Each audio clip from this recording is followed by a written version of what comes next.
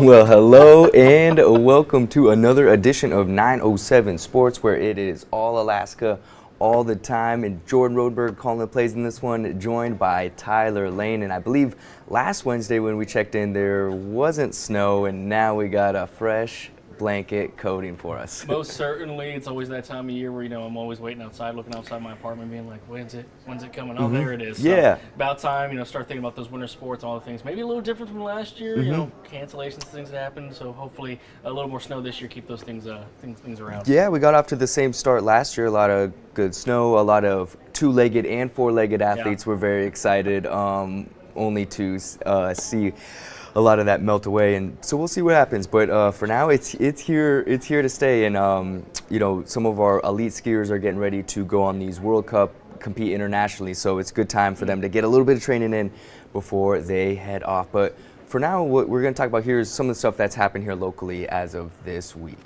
Yes, and I think up first, doesn't necessarily have to worry about the outside elements. They have to stay inside this warm swimming pool, I hear. Exactly, and that was at this state swim meet at Bartlett this past weekend. We had the top swimmers from all around the state coming into the Bartlett pool, which is the only 50-meter pool in Alaska. So I'm sure it's going to be hosting the state swim meet for years to come. You know how we often rotate locations for different sports, but this state swim meet is going to be sticking around at Bartlett, at least for now. And it was some really impressive individual performances, of course, but kind of like track and some of these other sports, it is a team sport when you come to like tallying all them up.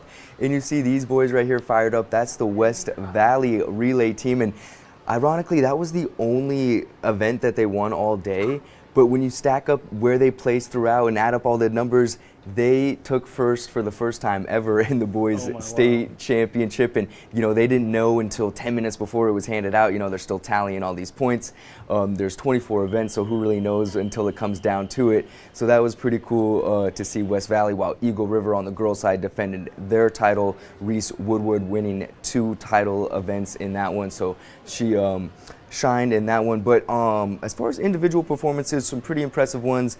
We had the most outstanding swimmer on the girls' side went to Juneau's Valerie Pyman. She swam to 2 individual state events and was also a part of 2 relay state championships. And then Blake Fazio he stamped his name in the record books of this state meet, taking home the 200 freestyle new state record at 1 minute, 39 seconds, and .44, and that's nearly a decade-old record that he beat by just tenths of a second. So pretty impressive individual performances here, and we'll get a chance to hear from some of them now.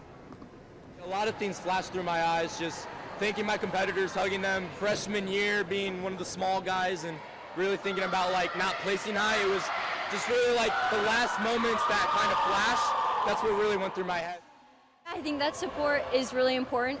Whenever they call my name out, I hear a lot of cheering that gets me really excited to know that everybody's watching and listening, and it just hypes me up.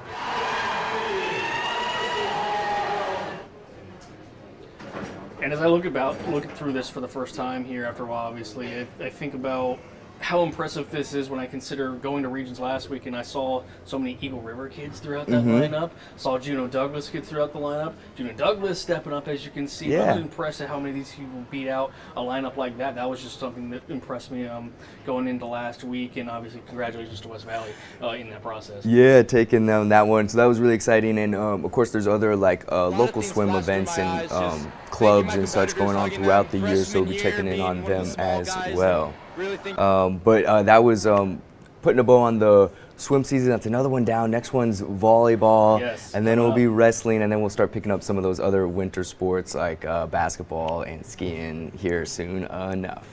Yep, volleyball season ending this weekend. Well, in the meantime, basketball just getting started, where we had a couple of big games coming up, especially for the UAA women's basketball team. None bigger probably than this one right here. Elaina Mack dropping 41 points in just game number 2 of the season. That ties a program record, and in the process of doing that, she also had 10 go in from beyond the arc. That is a new program record for her, absolutely. I mean, we've been following her since she came here from Cove, athlete of the week just a couple years ago. You can find that story on Alaska's TexasNewsSource.com. But just, we talked about it last year, how much she has grown in her breakout performance last year. Now in her final season, she's already doing incredible things. Yes, and she's been doing it on this court specifically for quite some time, which is pretty awesome. But yes, I mean, we knew her as one of the all-time leading scorers in high school basketball history for the state, coming in from 1A King Cove, and then, you know, getting recruited by Coach McCarthy and stuck through and learned a lot under him. And now it's kind of that new era, her senior year. She's the leader of the program, new coaching, and she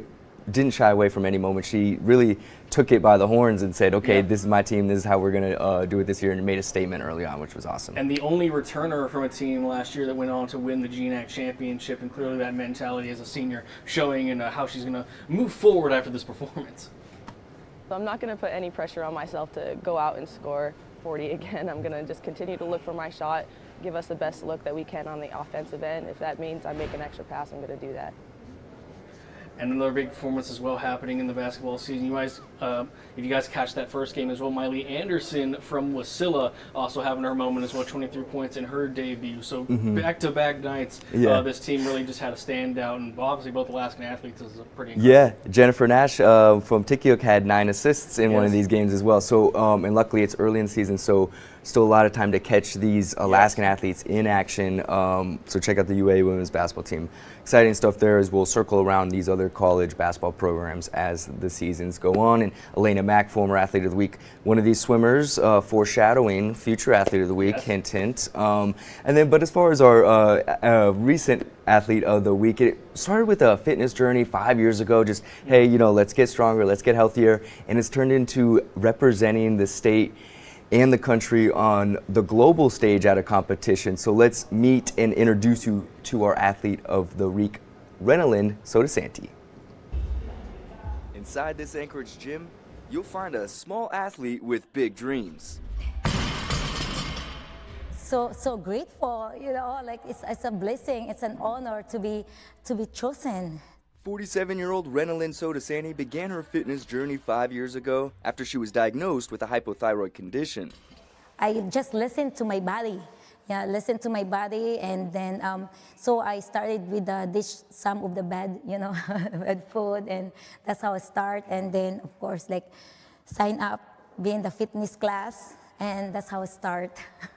And in her first competition at the Alaska State Powerlifting Championships, she took first in her division. Did you expect to do so well? No, I was just there to just be there and have fun and enjoy, you know. Standing at 4'8" and weighing in at 90 pounds, Sodasanti will carry a lot of weight this December at the 2025 IDFPA World Powerlifting Championships in South Korea.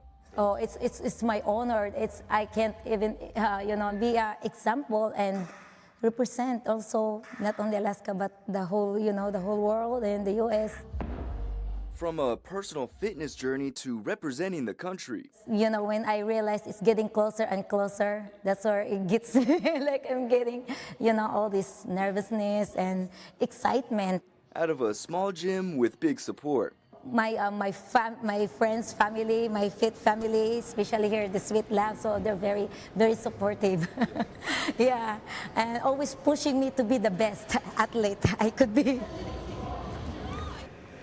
Shout out Renalyn, that competition will be in December, and I'm sure a lot of that Sweat Lab gym and the state will be cheering her on in the process. Yeah, we should probably send her Deborah Farrell's number from another athlete that we back in the yes. as well, yeah. Yeah, so there is that community here, so if you know of other you know, people in that field, let us know, reach out, because we're covering all athletes of all types, all around the state, so let us know, and you can hit us up, sports@KTUU.com. I want to emphasize that's our email, and you can hit us up about anything going on around our state. So many great athletes and cool things going on.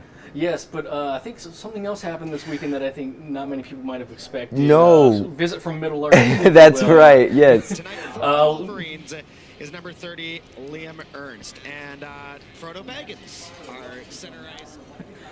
Frodo Baggins himself, also known as Elijah Wood, the actor from the Lord of the Rings franchise, and Back to the Future 2, I believe. Take a look at the extras as well. Taking the time here in Anchorage as a DJ with his partner there, taking time to stop in at the Anchorage Wolverines game the other night and take on center ice. I got that text from you about this, and just seeing like, hey, I think Elijah Wood's at the Wolverines game. Like, that is Not something I think many people expect. No, it's one of those where you're like, who, what, where, when, why, and it all kind of makes sense once you learn about it. But yeah, that was cool. We get the rare celebrity puck drop at one of these games. So hey, you never know what may happen at an Anchorage Wolverines game, including some wins recently.